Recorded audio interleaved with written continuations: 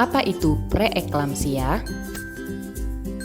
Preeklamsia merupakan kondisi spesifik pada kehamilan yang ditandai dengan adanya disfungsi plasenta dan respon maternal terhadap adanya inflamasi sistemik dengan aktivasi endotel dan koagulasi. Diagnosis preeklamsia ditegakkan berdasarkan adanya hipertensi spesifik yang disebabkan kehamilan disertai dengan gangguan sistem organ lainnya pada usia kehamilan di atas 20 minggu. Preeklamsia adalah salah satu komplikasi kehamilan yang ditandai dengan meningkatnya tekanan darah serta protein urin yang berlebihan dalam urin. Kondisi ini kerap terjadi setelah usia kehamilan menginjak 20 minggu. Adapun tanda-tanda preeklamsia pada ibu hamil sebagai berikut.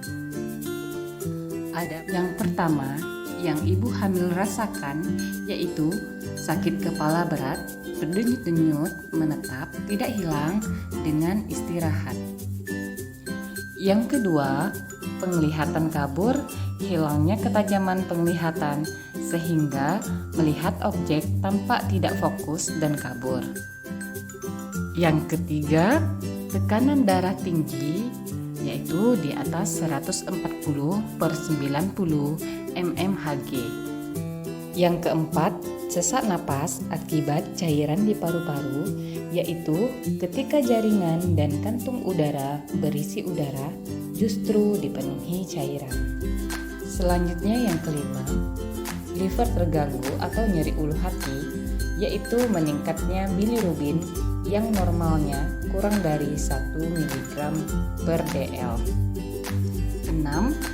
Janin berkembang lambat minimal 10 gerakan per 2 jam. 7. Protein urin meningkat di atas positif 1 pada saat pemeriksaan di laboratorium di puskesmas atau fasilitas kesehatan.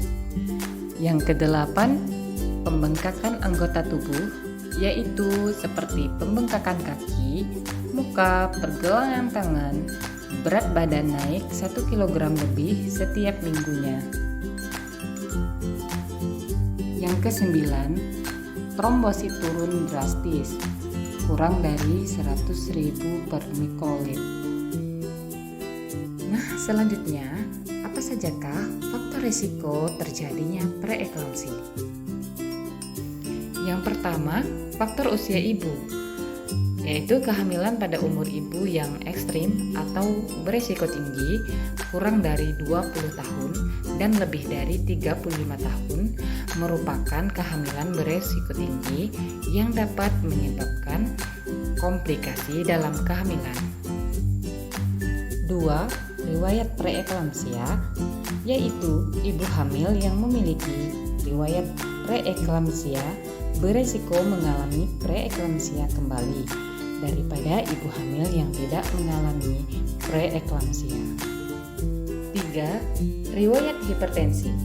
Hipertensi adalah suatu penyakit yang ditandai dengan gangguan yang terjadi pada sistem peredaran darah sehingga tekanan darah menjadi di atas batas normal sistolik lebih dari 140 mmHg dan diastolik lebih dari 90 mmHg.